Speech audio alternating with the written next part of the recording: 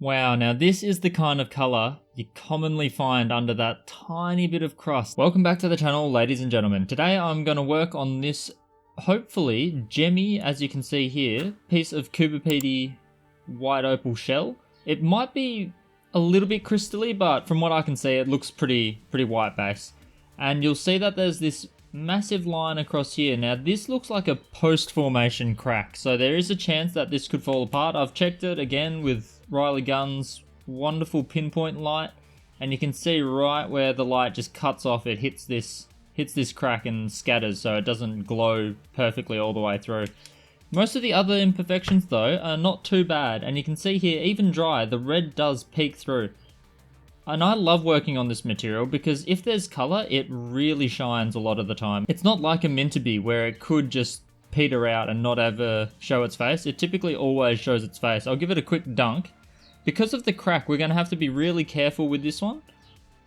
And instead of starting out with some sintered diamond burrs, like my usual set just here, I'm not even going to use the highest grit. I'm going to go straight to Nova Points, the soft resin burrs, but I am going to go for this one here, which is a 60 grit. You can see how coarse the grit is because you can see the grains of it. Now, even though 60 grit sounds really aggressive, just because it is in the resin base, it's much gentler. And I just need it to take off a lot of the outer crust, and then we'll switch down to the 280 grit, and that'll do most of the work. But we do need a quick little burst with this one. I'm not going to dop it, I'm not going to heat it, I'm not going to do anything like that. But hopefully we go from what you're seeing now to just a really nice shiny gem like you can see on the edge. Fingers crossed, and let's see how we go.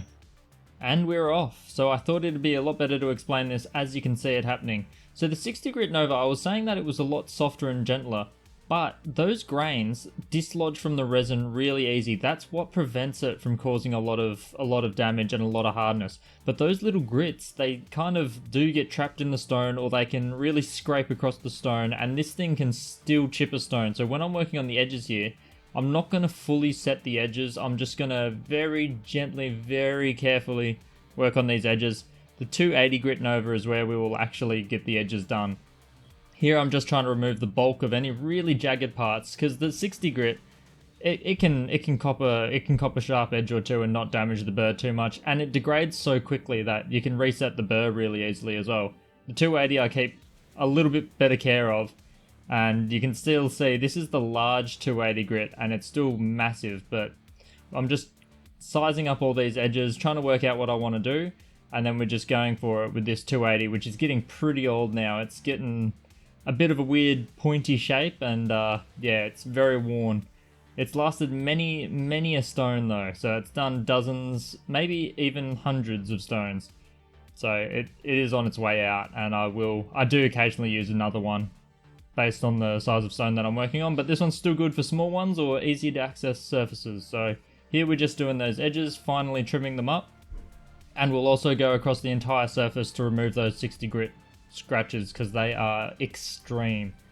I think the 60 grit's still growing on me, and I'm not set on it yet, but I think I will maybe start stocking those in the store as well, because they do have a use.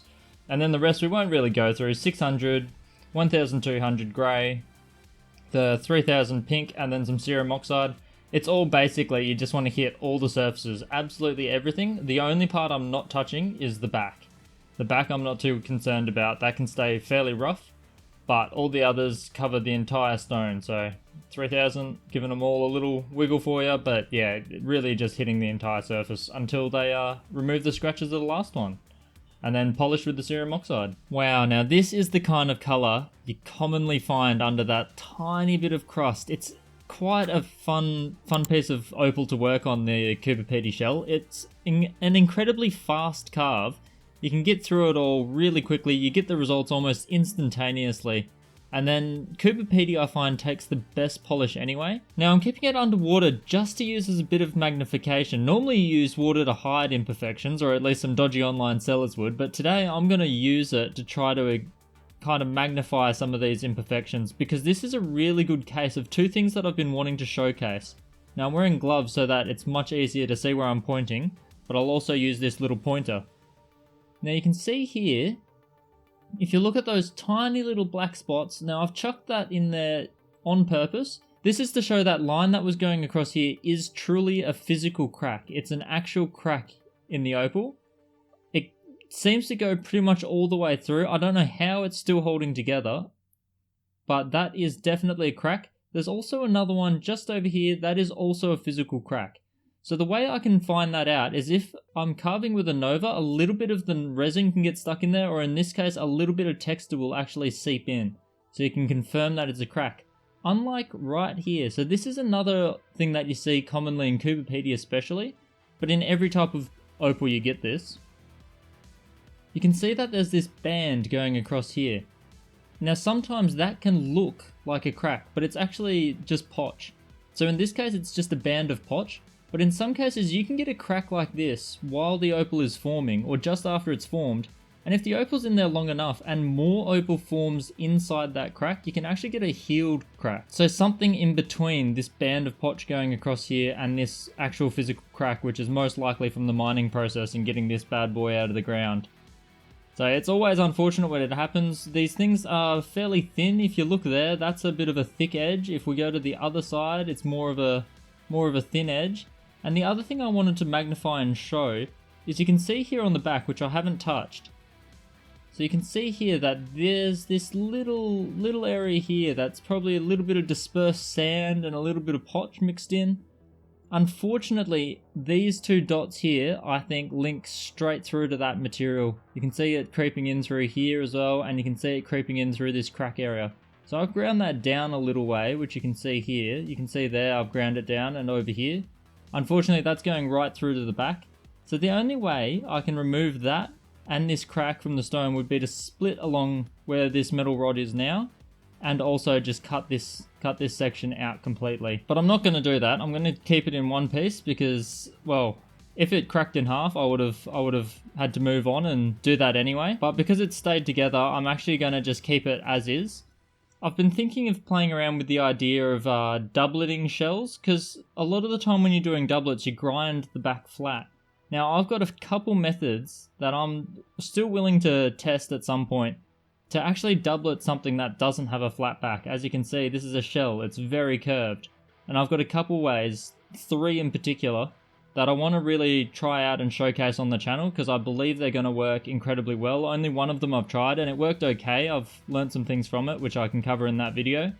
But I think I can work out a couple good ways to doublet this kind of material. Unfortunately, or fortunately, this one is too good to treat poorly. So I'm just going to leave it as is for now.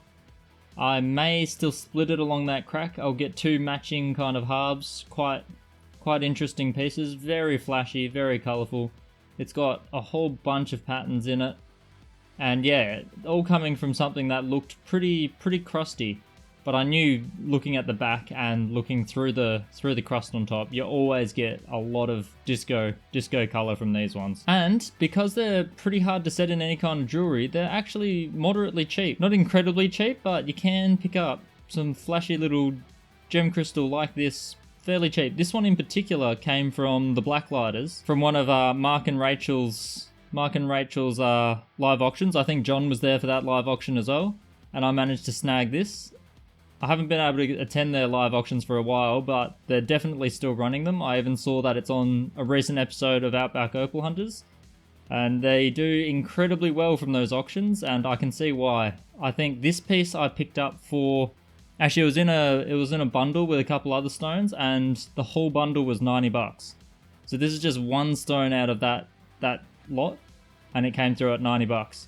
So they really do call the auctions early. You don't need to mess around with it. Don't wait to sneak in a final bid. They will just end an auction. It's not really how an auction's meant to go, but they will just randomly choose to end an auction.